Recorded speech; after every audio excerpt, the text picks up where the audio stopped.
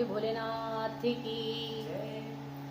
सावन पर बहुत ही सुंदर भजन भोलेनाथ जी का आप सब सुने और आनंद लें। गौरा भोलेनाथ के तो हम दीवाने हो गए, गौरा भोलेनाथ के तो हम दीवाने हो गए, हम दीवाने हो गए, हम दीवाने हो गए, हम दीवाने हो गए, हम दीवाने हो गए, गौरा भोलेनाथ के हम दीवाने हो गए, गौरा भोलेनाथ के तो हम दीवाने हो गए।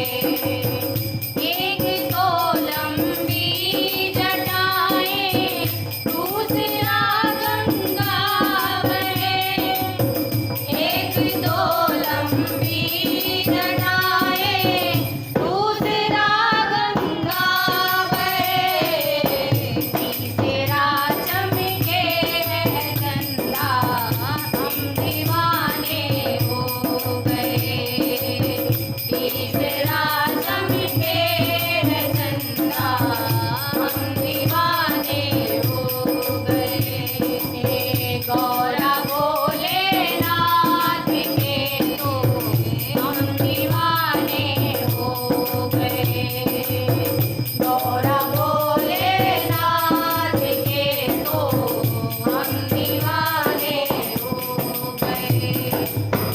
एक तो मदमस्त आंखें दूसरा नेत्र है, एक तो मदमस्त आंखें दूसरा